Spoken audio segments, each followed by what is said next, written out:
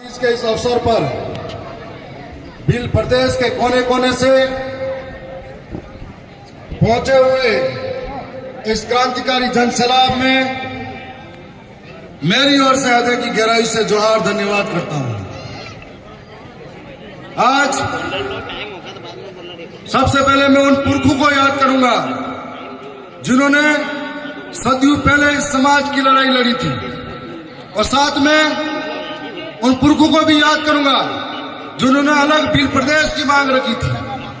आज यह लड़ाई फिर से शुरू हुई, हक अधिकार की लड़ाई है, जिसके अंदर सदियों पहले हमारे पुरखे, जिनके इतिहास को हमें जानने की जरूरत है कि ये पुरखे जो अंग्रेजों, राजा रजवाड़ों और सामंतवादी सोच के खिलाफ भी लड़े थे, और ऐसे लड़े थे जिनकी बदौलत हमें कई सारे अधिकार मिले थे।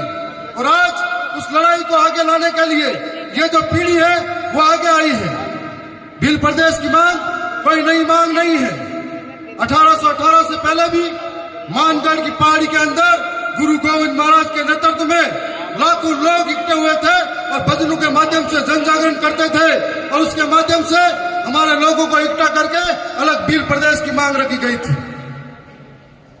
मैंने राजस्थान की विधानसभा के अंदर पिछली बार जब सत्र चला था तब कहा था, पत्र तो नहीं लिख पाया था, लेकिन राजस्थान की सरकार के अंदर भजन लाल जी मुख्यमंत्री के सामने आंखों से आंखें मिला के कहा था कि आदिवासी मेरा धर्म है, जोहार मेरा अभिवादन है, प्रगति मेरी पूजा है, तीर कमान मेरी पहचान है, अम्बेडकर बिरसा मेरा स्वाभिमान है, और भील प्रदेश मेरा अधिकार है, और यह अधिकार हम ले करेंगे।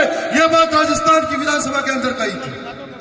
और उसके बाद में मैं मानता हूं कि तमाम गांव गांव गली गली मोहल्ले में जब दक्षिणी राजस्थान के अंदर जन जागरण शुरू हुआ तो एक ही नारा गूंज उठा कि भील प्रदेश चाहिए, और धीरे धीरे मध्य प्रदेश के अंदर जयस नाम का एक तूफान पैदा हुआ, और जयस के अंदर ऐसे कई क्रांतिकारी लीडर हुए जो समाज को एक करने का काम कर रहे थे।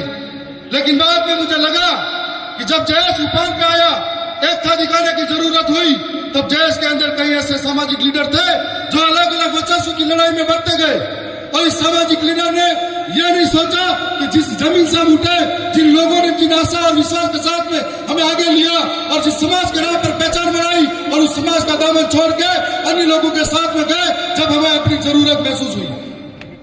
आज दक्षिणी राजस्थान के साथ साथ में गुजरात, महाराष्ट्र के अंदर भी यह लड़ाई भील प्रदेश की है जो घर घर पहुंची है, और दक्षिणी राजस्थान एक आईना है जिसको देखकर आज पूरे देश के आदिवासी एकजुट होने का कार्य कर रहे हैं।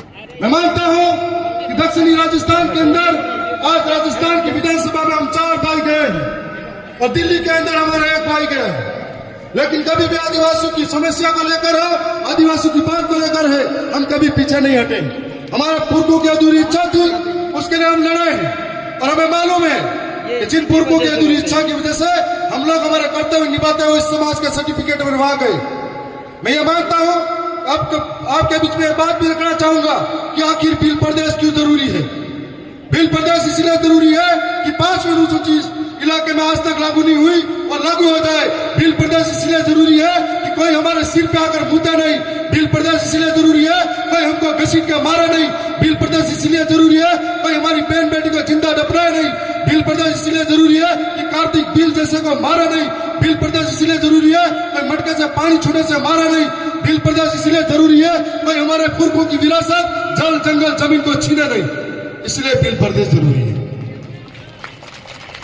और आज से पहले 1818 से पहले इस इलाके के अंदर अरावली की पहाड़ियां है, या इन 4 जगह पे आदिवासियों ने कभी प्रकृति का नुकसान नहीं पहुंचाया, न ही आदिवासी ने जंगलों को खनन के लिए काटा था। और आज सरकार ऐसे ऐसे कानून ला रही है जो वन विभाग के अंदर हमारे आदिवासी वर्षों से इस जमीन पर रह रहे थे। ये वन विभाग के कानून बाद में आए, उससे पहले रह रहे थे। सरकार उनको बेघर करने का काम कर रही है, लेकिन खनन के नाम पर, कभी विकास के नाम पर आदिवासियों को विस्थापित करने का काम कर रहे हैं। और कभी कभी जब हक की बात करते हैं तो नक्सलवादी कहकर उन्हें मारा जाता है, जिस तरह के मध्य प्रदेश के अंदर बेघर जनजाति को, आदिवासियों को मारा जा रहा है। तो यदि हमारा भील प्रदेश होगा, हम लोग सुरक्षित होंगे, हमारा अधिकार बचा पाएंगे। और भील प्रदेश तब बढ़ेगा जब हर एक घर घर में बिरसा मुंडा पैदा होगा, हर एक घर घर में काली बाई कलशुआ पैदा होगी, ये विचार जिंदा होंगे, ये विचार पैदा होंगे, तब भील प्रदेश जरूर बढ़ेगा। और मैं मानता हूं इस लड़ाई के अंदर अब बहुत सारे साथी नए जुड़ते जा रहे हैं। और राजस्थान के अंदर हो, भोपाल के अंदर हो, या गुजरात के गांधीनगर हो, या महाराष्ट्र के मुंबई में हो, जब तक हमारी विचारधारा के लोग उस सदन के अंदर पहुंचेंगे, टेबल बजा के सरकार की आंखों में आके डालकर बोलेंगे कि हमें भील प्रदेश चाहिए, तो जरूर भील प्रदेश बनेगा। और ये जरूरत है समय के साथ में। पहले भी कई राज्य बने हैं, कोई भाषा के आधार पर भी बने हैं, कोई क्षेत्र के आधार पर बने हैं, कोई बोली के आधार पर भी बने हैं। तो इस प्रकार से भील प्रदेश की हमारी पुरखों की मांग है, उस विरासत को हमें लेना होगा। हमारे पुरखों ने बलिदान दिया है, संघर्ष किया है। तो आज भाषा के आधार पर वो मैंने एक और बात, इधर भी चिट्ठी आ गई है, राजस्थान की विधानसभा में भी 2 मिनट करके बैठा दिया जाता है। तो मैं ये कहना चाहूंगा कि आने वाले समय में हम और मजबूती से लड़ेंगे। मैं जिस समाज के सर्टिफिकेट से राजस्थान की विधानसभा में हूं, हमारे ऐसे ही समाज के सारे लोग यदि भील प्रदेश की मांग करते हैं, 5वीं अनुसूची को धरातल पर लागू करने की बात करते हैं, विकास के नाम पर विस्थापित हो रहे समाज की बात करते हैं, तो जरूर भील प्रदेश बनेगा। मैं ऐसी आशा और विश्वास के साथ में उम्मीद करता हूं कि भोपाल की जो विधानसभा है, गुजरात की विधानसभा है और मध्य प्रदेश महाराष्ट्र की विधानसभा में है, जो लोग जिनका जमीन मर चुका है, वो लोग इस सर्टिफिकेट समाज के लगाकर वहां गए हैं, वो भी अगर भील प्रदेश की बात करते हैं तो आने वाले समय में वो भी सुरक्षित हो पाएंगे। नहीं तो वो भी एक दिन मारे जाएंगे, क्योंकि हमें हमेशा हमारे लोगों द्वारा लड़वाया गया। कंटे मामा, बिरसा मुंडा और ऐसे कई तमाम योद्धा हुए जिनको हमेशा अपने ही लोगों के द्वारा षड्यंत्र करवाया गया, आपस में लड़वाया गया। इसलिए हमें हमारे समाज के लिए जब भी जाजम की बात है तो बिखरना नहीं है।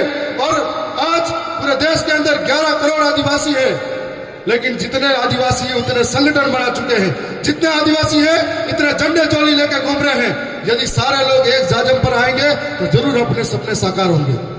मैं इसी बात के साथ में अपनी वाणी को ही विराम देता हूं। जोहार।